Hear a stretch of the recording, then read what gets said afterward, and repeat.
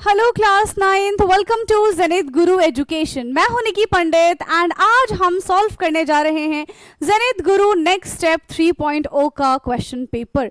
So already इस पे आपको दो ऑफ कोर्स टेस्ट मिल चुके हैं, जिसमें हमने सेल वाले चैप्टर को डिस्कस किया था फर्स्ट टेस्ट में, सेकंड टेस्ट में हमने टिश्यू वाले चैप्टर को डिस्कस किया था and describing motion around us वाले चैप्टर को हमने डिस्कस किया था। ठीक है, यहाँ पे फिर से आज हमारे पास हम एक केमिस्ट्री का चैप्टर ले रहे हैं और एक हम यहाँ पे अगेन फिजिक्स का चैप्टर ले रहे हैं। ठीक है, सो देखो ऑलरेडी आपको टेस्ट के बारे में पता है। ठीक है, जिन बच्चों को टेस्ट के बारे में नहीं पता है मैं उनको बता देती हूँ कि टेस्ट के क्या क्या फीचर्स हैं, है ना, किस तरीके से आपको टेस्ट देना है, किस टाइप के क्वेश्चंस यहाँ पर आएंगे।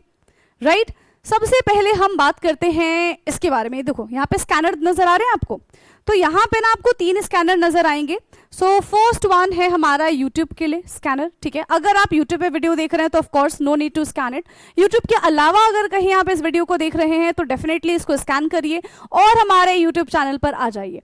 ठीक है, दूसरा स्कैनर जो आपको दिख रहा है that is for Google reviews. आप इसको स्कैन करके हमें गूगल रिव्यूज दे सकते हैं। And the third one is which is most important scanner is that is for Zenith Guru 9th YouTube group. सो जितने भी यूट्यूब ग्रुप के स्टूडेंट्स हैं उन सब के लिए हमने एक ग्रुप बनाया है जिसमें सिर्फ और सिर्फ स्पेसिफिक क्लास के ही स्टूडेंट्स होते हैं। अब यहाँ पे पता है 2 क्यों लिखा है, क्योंकि ऑलरेडी एक ग्रुप हमारा पूरा कंप्लीट हो चुका है, भर चुका है, जिसमें अराउंड 1000+ स्टूडेंट है। ठीक है, उसमें और जगह नहीं बची, इसीलिए हमको ग्रुप 2 बनाना पड़ा है। देखो बहुत सारे वीडियोस में ना ग्रुप 1 के लिंक लगे हुए हैं। अगर आपको हमारे साथ व्हाट्सएप पे जुड़ना है तो आपको क्या करना पड़ेगा, लेटेस्ट वीडियो से, ठीक है, जो अभी लेटेस्ट वीडियोस होगी उसके डिस्क्रिप्शन में जाकर वहां पे आपको 2 लिंक दिखेगी, एक टेलीग्राम की लिंक दिखेगी, एक आपको व्हाट्सएप की लिंक दिखेगी। आप किसी एक में वहां पे ऐड ऑन हो जाना, दोनों में ही सेम तरीके का कंटेंट हम शेयर करते हैं। राइट, तो यहां से आप ये कर सकते हो। अब हम बात करते हैं अपने टेस्ट के बारे में। देखिए सबसे पहले हम डिस्कस करते हैं यहाँ पे paper code. Your paper code is, क्या है आपका पेपर कोड यहाँ पे, ZZ2026279S, यानी कि 9th का साइंस, और 03 मतलब थर्ड पेपर को ये बता रहा है। ठीक है, सब्जेक्ट आपका साइंस है, क्लास 9th है। टोटल नंबर ऑफ क्वेश्चंस कितने रहेंगे, 20 क्वेश्चंस रहेंगे। हर एक क्वेश्चन यहाँ पे 1 मार्क्स का रहने वाला है और आपको इस टेस्ट को करने के लिए टोटल 30 मिनट्स मिलेंगे। ठीक है, इस टेस्ट में कौन कौन से चैप्टर्स के क्वेश्चंस है, तो exploring mixtures and their separation and how force affect motion, तो ये 2 चैप्टर के यहाँ पे जो है टेस्ट रहने वाले क्वेश्चंस आएंगे। अगर आपकी इस टेस्ट में 21-20 आते हैं दैट मीन्स आपको जीनियस की कैटेगरी मिलेगी। एंड अगर आपकी 18 या फिर 18 अबव आता है that means you are excellent. 15 और 15 above perfect, 12 average and below 12 पे बेटा हम कराते हैं रीटेस्ट। ठीक है, सो ऑलरेडी काफ़ी सारे बच्चों ने टेस्ट दे दिया है ऑफलाइन में या फिर हाइब्रिड की अगर हम बात करें, और काफ़ी लंबे टाइम बाद ये आपको मिल रहा है। ठीक है, तो यूट्यूब पे हम बहुत क्या करते हैं, यूट्यूब पे थोड़ा लेट हो जाता है। राइट, बट अगर आप ऑफलाइन में है या फिर हमारे साथ हाइब्रिड जुड़े हुए हैं तो ये हर मंथ हम आपका 2 टेस्ट कराते हैं। क्लियर है, चलिए अब बात करते हैं यहाँ पे हम क्वेश्चन नंबर 1 के बारे में। क्वेश्चन नंबर 1 यहाँ पे क्या है, अ box is pushed with 40 Newton. अच्छा चलो एक काम करते हैं ना, इसको हम सॉल्व करेंगे। राइट, चलिए this is the question number 1। ये हमारा यहाँ पे क्वेश्चन नंबर 1 है। ठीक है, क्वेश्चन नंबर 1 है बेटा यहाँ पे, a box is pushed with the 40 newton to the right while friction of 40 newton act to the left. ठीक है, तो एक बॉक्स को पुश किया जा रहा है राइट साइड में। ठीक है, पुश किया जा रहा है राइट साइड में, कितना पुश किया जा रहा है, कितना फोर्स लगाया जा रहा है, 40 न्यूटन का यहाँ पे फोर्स लगाया जा रहा है। ठीक है, while friction of 40 newton act to the left, और उतना ही यहाँ पे फ्रिक्शन लग रहा है भाई, 40 न्यूटन का ही यहाँ पे फ्रिक्शन लग रहा है। The box is already moving, what will happen, box move कर रहा है तो क्या होगा, it will stop immediately, it will move with a constant velocity, it will accelerate to the right and it will accelerate to the left. क्या हो जाएगा, अगर यहाँ पे दोनों साइड से जितना फोर्स लगाया जा रहा है उतना ही यहाँ पे क्या है, अपोजिंग फोर्स है। दैट मीन्स क्योंकि पहले से वो मूव कर रहा था तो अभी भी वो कांस्टेंट वेलोसिटी के साथ क्या करेगा, मूव करेगा। So it will move with a constant velocity, अभी भी बेटा ये कांस्टेंट वेलोसिटी के साथ मूव करेगा। सो क्वेश्चन नंबर 1 का हमारा बी ऑप्शन करेक्ट हो जाएगा। ठीक है, question number 1 option B is correct. Now next question है हमारे पास question number 2। So question number 2 is which statement is always true when the net force on an object is 0। ठीक है, कौन सा स्टेटमेंट हमेशा यहां पे करेक्ट होगा जब नेट फोर्स कैसा हो जाएगा, ऑब्जेक्ट का 0 हो जाएगा। ठीक है, the object must be at rest, the object must having 0 acceleration, the object must move with a uniform acceleration, the object can not change direction. क्या हो जाएगा, क्या लगता है? Which statement is always true when the net force on an object is 0? अगर net force किसी भी object पे 0 है, दैट मीन्स उसका एक्सेलरेशन कैसा होना चाहिए? Acceleration must be 0। क्यों? क्योंकि according to the second law, net force is equal to mass into acceleration. If net force is 0 then acceleration is 0, है ना। अगर नेट फोर्स 0 है बेटा तो एक्सेलरेशन भी कैसा हो जाएगा? 0 हो जाएगा। So for question number 2 option B हमारा करेक्ट है। ठीक है, क्वेश्चन 2 के लिए हमारा ऑप्शन बी करेक्ट हो जाएगा। Now next question is question number 3। So question 3 is a 5 kg, ठीक है, अ 5 kg block is acted upon by the two opposite force of 25 Newton and 15 Newton. Its acceleration is 5 kg block acted upon two opposite forces. One is 25 Newton, another one is 15 Newton. क्या हो जाएगा? Net force कितना हो जाएगा बेटा इसका? अब देखो ऑपोजिट फोर्स लग रहा है, ये है ना, ऑपोजिट फोर्स लग रहा है, तो 25 माइनस 15, 25 माइनस 15 कितना हो जाएगा यहाँ पे? 10 न्यूटन। नेट फोर्स यहाँ पे कितना आ रहा है? 10 newton. Acceleration is equal to force divided by mass, है ना। Acceleration is equal to force by mass. तो फोर्स कितना लग रहा है? 10 न्यूटन। मास कितना है? 5। तो ये हो जाएगा हमारा 2। कितना हो जाएगा ये हमारा? 2 हो जाएगा। 2 मीटर पर second square is the unit of acceleration. So question number 3 which option is correct? Question number 3 का ऑप्शन बी हमारा करेक्ट हो जाएगा, दैट इज 2 मीटर पर सेकेंड स्क्वायर। क्या हो जाएगा बेटा? 2 मीटर पर second square. So this is the question number 3। Okay, now question number 4 के बारे में बात करते हैं। सो क्वेश्चन नंबर 4 इज, चलिए क्वेश्चन नंबर 4 है बेटा यहां पे, which quantity is vector because both magnitude and direction are necessary। तो कौन सी क्वांटिटी यहां पे वेक्टर क्वांटिटी होगी? क्योंकि उसके लिए डायरेक्शन एंड मैग्नीट्यूड दोनों के दोनों बहुत जरूरी होते हैं, राइट। सो क्या होगा? ऑप्शंस है हमारे पास, मास, टाइम, फोर्स, टेम्परेचर। क्या हो जाएगा? Mass, time, force, temperature. Which option is correct? Which is a vector quantity here? क्या हो जाएगा? Force, because force has magnitude and direction. Force के पास मैग्नीट्यूड भी होता है, डायरेक्शन भी होता है। So force is a vector quantity. Force is a vector quantity.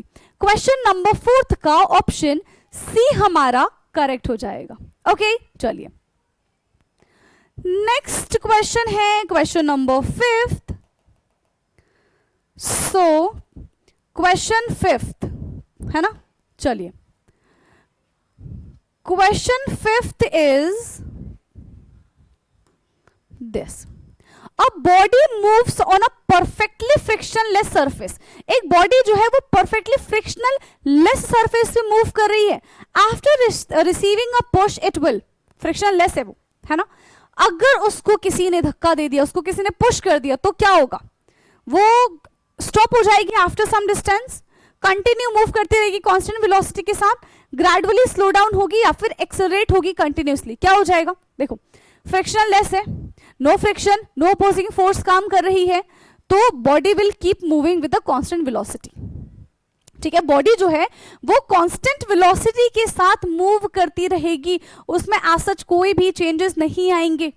ठीक है, so a body moves on a perfectly frictionless surface after receiving a push, it will continue with the constant velocity, it will move continue to the constant velocity। So question number 5 का कौन सा option correct हो जाएगा? Question number 5 के लिए बेटा option B हमारा correct होगा, ठीक है। Question number 5 option B is correct. Now next है क्वेश्चन नंबर 6, ठीक है। Next is question number 6। So question number 6 है यहां पे, two people push a stalled car with a 300 Newton and 250 Newton in the same direction. Friction opposite with 450 Newton. The net force is. तो इस case में हमारा net force कितना हो जाएगा? Two people pushes the car, कितने से कितना पुश करे? 300 न्यूटन टू 250 न्यूटन, है ना। फ्रिक्शन कितना लग रहा है? 450 न्यूटन का लग रहा है। तो टोटल पुश और नेट फोर्स निकाल लो। टोटल पुश और यहां पे आपको क्या करना है? नेट फोर्स कैलकुलेट कर लेना है, ठीक है। हमसे नेट फोर्स पूछ रहे हैं, सिर्फ नेट फोर्स पूछ रहे हैं। नेट फोर्स क्या होता है? डिपेंड करता है कि किस डायरेक्शन में यहां पे फोर्स अप्लाई किया जा रहा है, ठीक है। ऑपोजिट डायरेक्शन में किया जा रहा है या फिर सेम डायरेक्शन में किया जा रहा है, ये हमको देखना पड़ेगा, राइट। चलो, so net force is equal to, कौन कौन सा फोर्स है हमारे पास? Friction opposes with 450 newton net force, ठीक है। एंड एक हमारे पास कितना है? Two people push stalled car with 300 newton. चलो टोटल फोर्स पहले निकाल लेते हैं भाई, तभी तो नेट फोर्स निकाल पाएंगे। Total force is equal to 300 newton plus 250, कितना हो जाएगा? 345, 550 न्यूटन, ठीक है। टोटल फोर्स यहां पे हमारे पास कितना दे रखा है? Total force is 550 Newton. Now what is the net force? Net force कितना हो जाएगा जो ऑपोजिट डायरेक्शन में है? फाइनल इज 550 और बचा कितना है हमारे पास? 450। तो ये बन जाएगा 100 न्यूटन, ठीक है। कितना फोर्स यहां पे लग रहा है बेटा? यहां पे 100 न्यूटन का फोर्स लग रहा है। कितना फोर्स लग रहा है? 100 न्यूटन का फोर्स लग रहा है। सो क्वेश्चन नंबर 6 का which option is correct? Question number 6 का ऑप्शन ए हमारा करेक्ट हो जाएगा, ठीक है। क्वेश्चन नंबर 6 तो option A is correct. Okay, now next question पे आते हैं, question number 7। So question number 7 is which situation demonstrate balance force? कौन सा सिचुएशन यहां पे बैलेंस फोर्स को डिमॉन्स्ट्रेट कर रहा है? कौन सा सिचुएशन यहां पे बैलेंस फोर्स को इंडिकेट कर रहा है? ठीक है, बैलेंस फोर्स पता है ना, लेफ्ट हैंड साइड जितना फोर्स होगा उतना ही फोर्स राइट हैंड साइड है, that is called the balance force, ठीक है। So falling stone, a tug of war with the equal pulls, a football being kicked, a moving bicycle slowing down. तो देखो यार, hint इन्होंने पहले दे दी है, tug of war with equal pulls, तो ये इक्वल पुल्स क्या इंडिकेट कर रहा है? इक्वल फोर्स को इंडिकेट कर रहा है, ठीक है। सो क्वेश्चन नंबर 7 का which option is correct? Question number 7 option B हमारा यहाँ पे करेक्ट हो जाएगा, that is tug of war with the equal pulls, ठीक है, tug of war with the equal pulls. Okay, now next question है question number 8। So, question number 8 is, a force of 24 Newton produces an acceleration, ठीक है, a force of 24 Newton produces an acceleration of 6 meter per second. The object mass is, ठीक है, force हमको दे रखा है and acceleration दे रखा है, क्या हम मास कैलकुलेट नहीं कर सकते? फोर्स एंड एक्सेलरेशन दे रखा है, मास कैलकुलेट कर पाएंगे? Of course, mass is equal to force divided by acceleration होता है। Mass is equal to force divided by acceleration, ऐसे हम मास निकाल लेंगे, है ना। F is equal to M A, वहीं से तो लिया, ये अलग से मत सोच लेना कि मैं अलग से लिखवा रही हूं। F is equal to M A, एक पता है ना आपको, F is equal to M A. मुझे मास निकालना होगा तो क्या होगा? एक्सेलरेशन यहाँ पे डिवाइड में आ जाएगा, दैट्स इट। एक ही फॉर्मूला, पिछले क्वेश्चन में भी हमने सेम ही फॉर्मूला यूज किया था, इस क्वेश्चन में भी सेम ही फॉर्मूला है, बट ऐसा क्यों लिखा? क्योंकि मुझे देखना है कि मुझे निकालना क्या है। तो कंफ्यूज मत हो जाना कि कौन सा फॉर्मूला हमने लिख दिया है, भाई यही फॉर्मूला लिखा है, सेकेंड लॉ, ठीक है, यही फॉर्मूला हमने लिखा है। अब सोचो जरा, हमारे पास फोर्स कितना है बेटा? फोर्स तो हमारे पास 24 न्यूटन का है, एंड एक्सेलरेशन कितना है, एक्सेलरेशन हमारे पास 6 मीटर पर सेकेंड स्क्वायर का है। ठीक है, तो मास नहीं निकाल पा रहे हो, हाँ, मास इज इक्वल टू 24/6 यानी कि 6 4 are 24, तो 24 यानी कि 4 है ना, 4 kg। कितना हो जाएगा मास बच्चे, मास इसका हो जाएगा 4 kg। कितना मास है इसका, हाँ, कितना मास है इसका, मास इज 4 kg। क्लियर, चलिए। So for question number 8 option 4th is correct, that is 4 kg। Now next question है क्वेश्चन नंबर 9th। ठीक है, नेक्स्ट क्वेश्चन है बेटा question number 9th। So question 9th is, ठीक है, क्वेश्चन 9th यहां पे क्या है, why does a polished marble floor allow a coin to travel further than a rough wooden table. ठीक है, जो पॉलिश्ड मार्बल फ्लोर होते हैं वो ज्यादा मूवमेंट अलाउ करते हैं देन अ रफली वुड टेबल। क्यों, क्योंकि पॉलिश्ड सरफेस के पास तो फ्रिक्शन कम होता है, जितना ज्यादा रफ सरफेस होगा उतना ज्यादा फ्रिक्शन हमें देखने के लिए मिलेगा। ठीक है, जितना ज्यादा रफ सरफेस होगा बेटा उतना ज्यादा हमें फ्रिक्शन देखने के लिए मिलेगा। जितना कम ये फ्रिक्शन, ये जितना कम, कैसे बोल सकते हैं, जितना पॉलिश्ड सरफेस होगा, हाँ, जितना पॉलिश्ड सरफेस होगा उतना कम फ्रिक्शन देखने के लिए मिलेगा। तो जो पॉलिश्ड सरफेस होता है उसका फ्रिक्शन कम होता है, that means friction is smaller. अरे friction is smaller. Question number 9th का ऑप्शन बी करेक्ट हो जाएगा, that is friction is smaller. Okay, clear है, आगे समझ में। चलो आगे बढ़ते हैं क्वेश्चन नंबर 10th पे, देन फिजिक्स के सारे क्वेश्चंस हो जाएंगे हमारे। ठीक है, चलिए question number 10th। So if the net force, ठीक है, if the net force of an object is double, net force अगर हमने डबल कर दिया है, while its mass remain unchanged, तो उसका एक्सेलरेशन क्या हो जाएगा बेटा, हमने फोर्स डबल कर दिया, मास को हमने ऐसे ही रहने दिया, फोर्स डबल कर दिया हमने, मास को हमने ऐसे ही रहने दिया, तो एक्सेलरेशन पे क्या फर्क पड़ेगा, इट्स एक्सेलरेशन क्या होगा बताओ, हाँ, इट्स एक्सेलरेशन क्या हो जाएगा, acceleration is directly proportional to force. अगर फोर्स डबल है तो एक्सेलरेशन भी डबल हो जाएगा। ठीक है, अगर फोर्स डबल है तो एक्सेलरेशन भी डबल हो जाएगा। क्यों, क्योंकि acceleration is directly proportional to force. ठीक है, acceleration is directly proportional to force. So question number 10th कौन सा ऑप्शन करेक्ट होगा इसका, क्वेश्चन नंबर बी हमारा करेक्ट हो जाएगा। ठीक है, question number B is correct. चलिए, तो यहां पे सारे के सारे बेटा हमारे फिजिक्स के क्वेश्चन होते हैं done. Now let's move to the chemistry portion. So question number 11th, question number 11th क्या है यहां पे, क्वेश्चन नंबर 11th,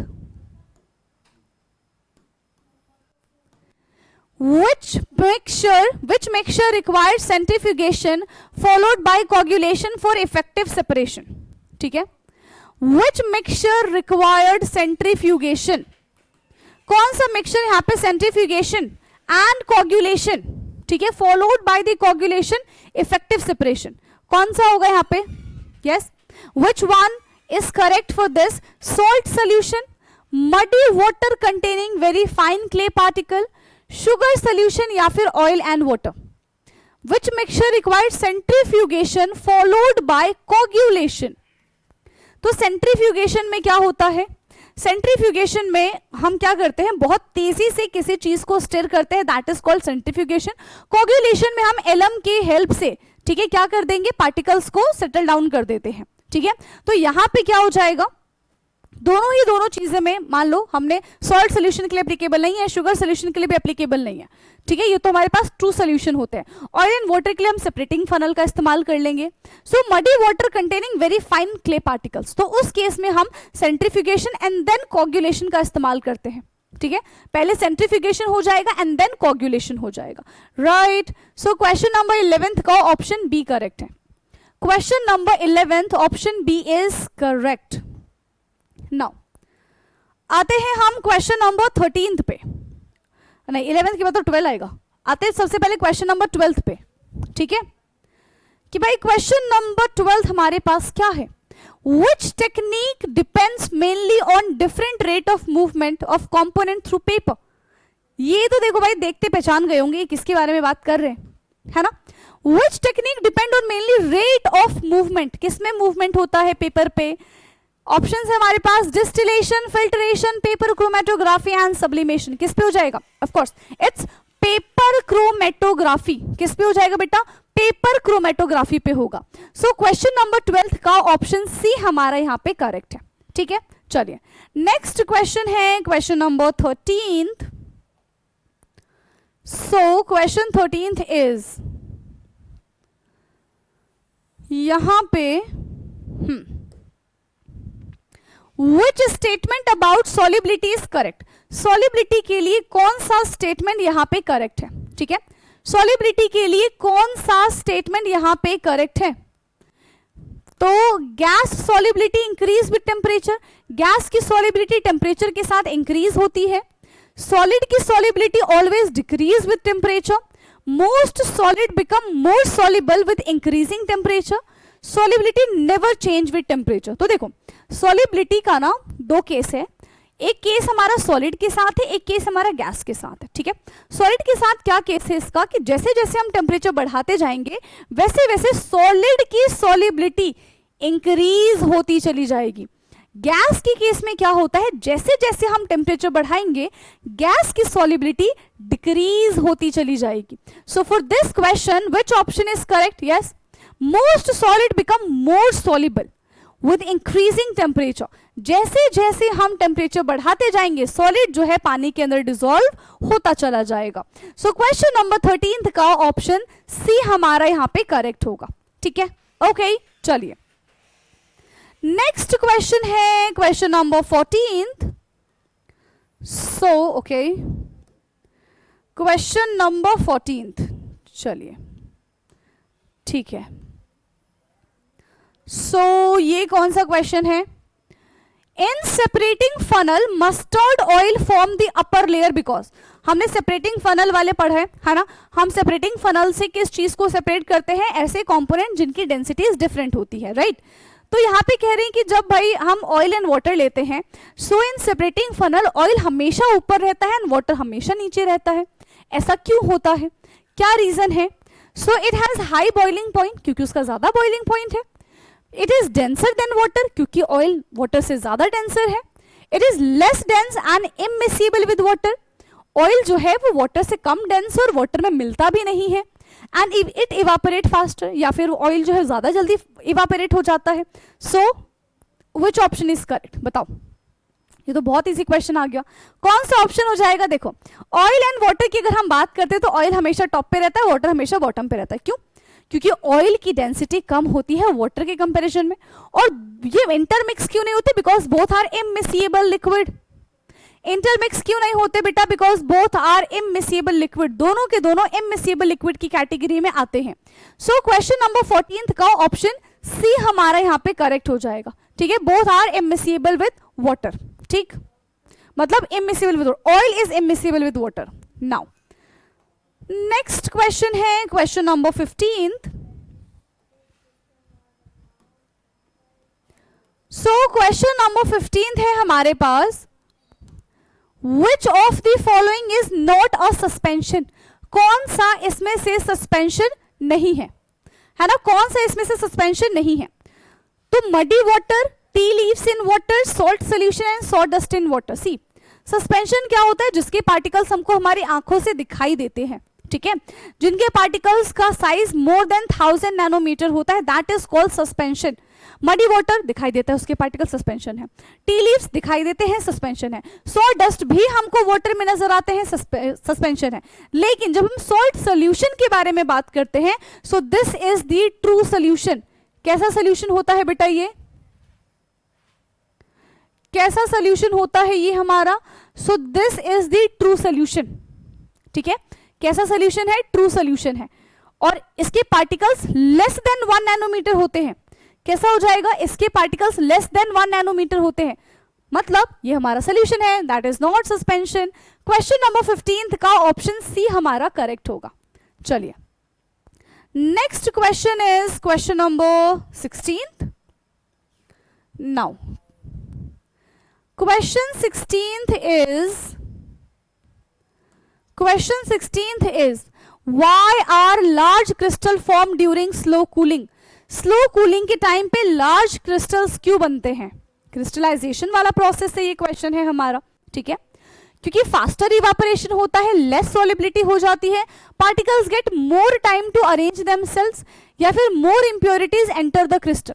जितनी ज्यादा इंप्योरिटीज होंगी उतना ज्यादा यहाँ पे कूलिंग होने में या फिर क्रिस्टल बनने में टाइम लगेगा।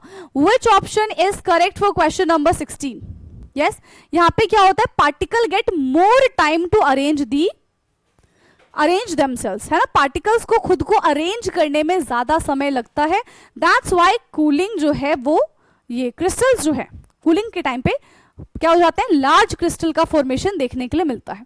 Particles get more time to arrange themselves. Question number 16 का ऑप्शन सी करेक्ट हो जाएगा, ठीक है, question number 16 option C is correct. Okay, चलिए नेक्स्ट क्वेश्चन है question number 17। So, which process recover both component of a salt and solution? किस process से हम सॉल्ट एंड, यहां पे सॉल्ट सोल्यूशन को ऑब्टेन कर लेंगे, यानी कि सॉल्ट को भी ऑब्टेन कर लेंगे एंड वाटर को भी ऑब्टेन कर लेंगे। किस प्रोसेस से? ठीक है, सॉल्ट एंड वाटर दोनों के दोनों यहां पे ऑब्टेन हो जाएंगे, ठीक है। तो कौन सा प्रोसेस है वो? Evaporation, crystallization, distillation and sublimation. क्या हो जाएगा? तो इवापोरेशन में तो भाई पानी एंड वो अलग हो जाएंगे, एंड पानी तो इवापोरेट हो जाएगा। क्रिस्टलाइजेशन नहीं।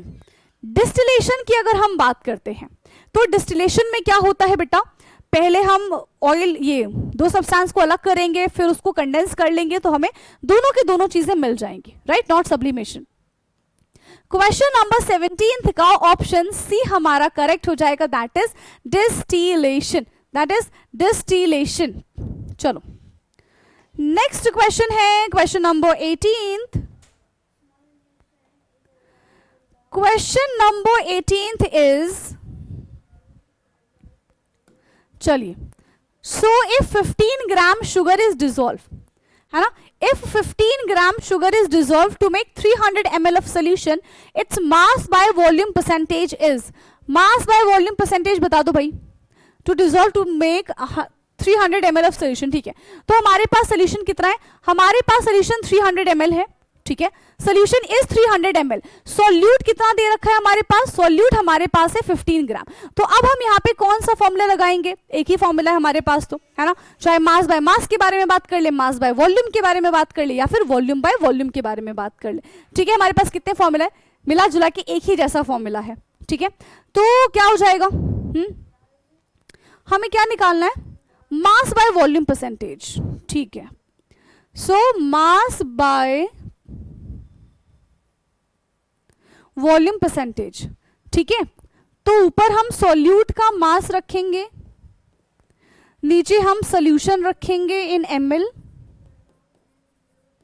इनटू 1000, ये 100 हो जाएगा, परसेंटेज है ना, तो 15/300 इंटू 100, इसे ये चला जाएगा 3 5 15, तो ये हो जाएगा हमारा 5%। कितना हो जाएगा बेटा? ये हो जाएगा हमारा 5%। What do you think? 5% ही होगा? यस, 5% होगा, ठीक है। चलो नेक्स्ट क्वेश्चन पे आते हैं, question number 19। So question number 19 is this, ये है हमारा question number 19। So a mixture contain camphor, iron filing and sand, ठीक है। मिक्सचर के पास क्या क्या है? कैम्फर है, आयरन फिलिंग है, सेंड है। विच सीक्वेंस गिव कंप्लीट सेपरेशन? कौन सा सीक्वेंस अप्लाई करके हम कंप्लीट सेपरेशन कर सकते हैं, ठीक है। तो मैग्नेट, फिर सब्लिमेशन, या फिर पहले सब्लिमेशन कर दे फिर magnet, filtration magnet and then distillation magnet. तीन चीजें, कैम्फर, आयरन फिलिंग्स, नहीं एंड सेंड, हाँ, camphor, iron filing and sand. तो कैसे हम इनको सेपरेट करेंगे? सबसे पहले क्या कर दे बेटा? कैम्फर को सब्लिमेट कर देंगे, आयरन फिलिंग को मैग्नेट से निकाल देंगे, है ना, और जो बच गया वो बच गया। तो क्या हो जाएगा? सब्लिमेट एंड देन मैग्नेट, है ना, sublimate and then magnet. Question number 19 का ऑप्शन बी हमारा करेक्ट हो जाएगा, right. Question number 19 option B is correct. Now let's move to the last question of this test. Last question, so question number 20, ठीक है। Question number 20 is which statement is incorrect. कौन सा statement यहां पे incorrect है।